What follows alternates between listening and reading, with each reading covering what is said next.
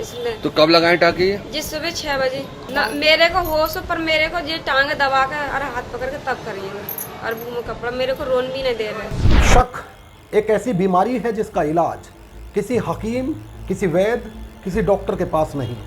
इस शक के चलते कई बार ऐसी वारदातें सामने आती हैं जो ना सिर्फ रूह को झकझोर देती हैं, बल्कि इस शक के चलते कई वारदातों में हैवानियत की सारी हदें पार कर दी जाती हैं। इस शक के चलते कई बार रिश्ते भेंट चढ़ते हैं।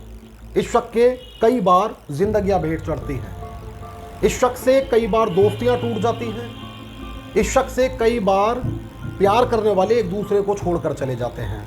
लेकिन यूपी में आज से करीब 5 महीना पहले इस शक के चलते जो वारदात हुई वो ना सिर्फ रूह को झकझोर देने वाली है, बल्कि उस वारदात में हैवानियत की सारी हदें पार कर दी गई। उस वारदात में एक पति ने अपनी पत्नी के चरित्र पर शक करते हुए अपनी पत्नी के प्राइवेट पार्ट को तांबे के तार से सिल दिया। नमस्कार, आदाब, मैं हूं साजिद सैफी और आज जो वारदात मैं आपको सुनाने जा रहा हूं वो घटना आज से करीब 5 महीने यूपी के जनपद रामपुर में घटी। और उस घटना के बाद ना सिर्फ समाज शर्मसार हुआ, बल्कि यह भी साफ हुआ कि शक के चलते इंसान को हैवान बनने में देर नहीं लगती है। लेकिन मैं कहानी की शुरुआत करूं उससे पहले एक बार आप इस पीड़िता को सुनिए, उसके बाद आप अंदाज़ा लगा पाएंगे कि किस तरह इसका पति हैवान हो गया था। मेरे शरीर पे मेरे पति ने क्यों लगाए? वो पाप समझते मेरे को जो पता ना क्या कर रही है किसने, इसलिए। तो कब लगाए टाँकी? जिस सुबह 6 बजे। तुम सो रही थी क्या? हाँ। तुम्हें होश नहीं था? ना मेरे को होश पर मेरे को ये टांग दबा कर और हाथ पकड़ के तब करिए और मुंह में कपड़ा मेरे को रोन भी नहीं दे रहे। तो तुमने कार्रवाई करी पुलिस ने? हाँ करी सुबह। अच्छा, अब करिए 12-1 बजे के टाइम FIR कराई उनकी तरफ। हाँ। तो आपके पति ने ऐसा क्यों किया? वो वहम है ना, पाप ही है। हर एक किसी पर शक करता है। हाँ बोलो बोलो। तो आप पे शक करता था क्या? हाँ। धागे लगाए कैसे? धागे से लगाए कैसे? ना तांबे के तार। 23 मार्च 2021 यानी आज से करीब 5 महीने पहले रामपुर के मिलक थाना निवासी गांव की एक महिला अस्पताल लाई जाती है। घायल अवस्था में महिला को अस्पताल पहुंचाया जाता है।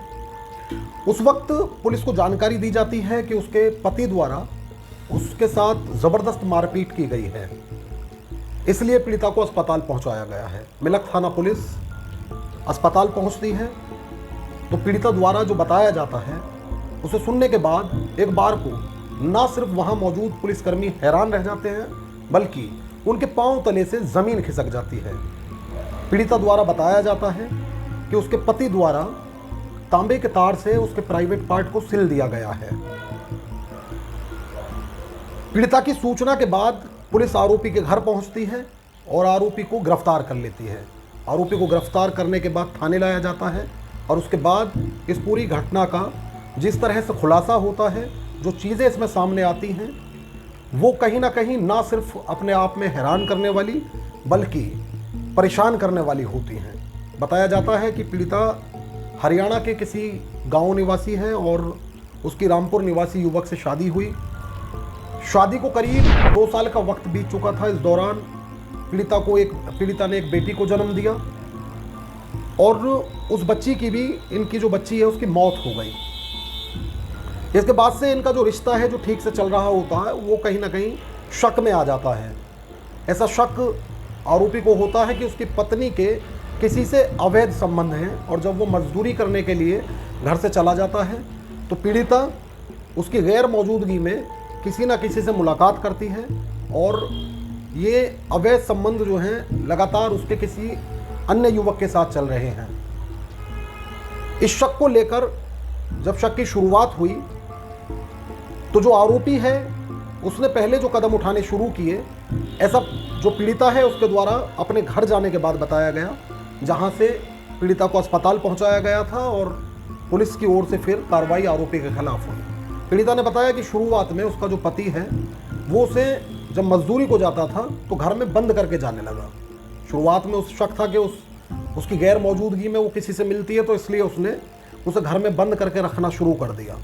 यहाँ तक भी पीड़िता पर जो जुल्म होता रहा वो सहती रही, लेकिन चूंकि वो चाहती थी कि पति और पत्नी का जो रिश्ता है वो बना रहे, वो ना टूटे, इसलिए पति द्वारा किए जाने वाले जुल्म को वो ना सिर्फ सहती है बल्कि अपने परिवारजनों को भी नहीं बताती है।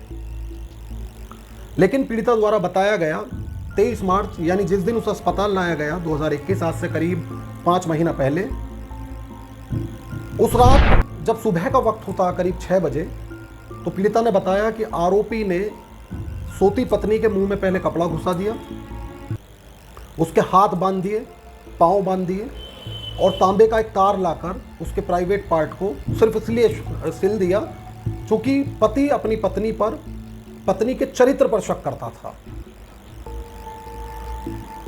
ये कहानी सुनने के बाद कहीं ना कहीं जो रामपुर पुलिस है उसके पांव तले से जमीन खिसक गई। पुलिस ने तत्काल गंभीरता से पूरे मामले को लेते हुए आरोपी को गिरफ्तार कर लिया और जब आरोपी गिरफ्तार किया गया तो उस वक्त आरोपी जब जेल जा रहा था तो उससे वहाँ के स्थानीय पत्रकारों ने बातचीत की। बातचीत करने में आरोपी ने ना सिर्फ अपने जुर्म का इकबाल किया बल्कि उसने बताया कि वो मजदूर है, मजदूरी के लिए जब वो चला जाता है तो उसकी पत्नी उसके पीठ पीछे किसी गैर मर्द से मिलती है, उसकी पत्नी के किसी और से अवैध संबंध है जो उसे नागवार गुजरता है, जो उसे कहीं ना कहीं तकलीफ देता है और इसी के चलते आरोपी द्वारा हैवानियत की सारी हदें पार की गई। खैर, घटना सामने आई, पीड़िता को अस्पताल में भर्ती कराया गया, उसकी सेहत में सुधार हुआ और पुलिस ने आरोपी को जेल भेज दिया। और अब आरोपी अपने गुनाह के चलते, अपने गुनाह की वजह से कहीं ना कहीं अपने उस गुनाह की सज़ा काट रहा है। अब आरोपी जेल में बंद है। जो रामपुर के स्थानीय पत्रकार हैं उनमें से एक स्थानीय पत्रकार सुरेश दिवाकर से हमने फ़ोन पर बात की। उनके द्वारा बताया गया कि पत्नी उनकी यहाँ नहीं रहती अभी और जो आरोपी है वो अपने गुनाह की सज़ा काट रहा है।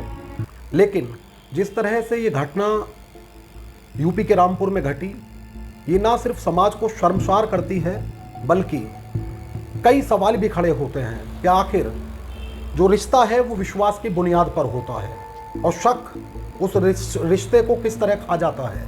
ये कहानी आपके बीच लाने का मकसद यही है कि शक के चलते किन किन तरह की घटनाएं सामने आती हैं।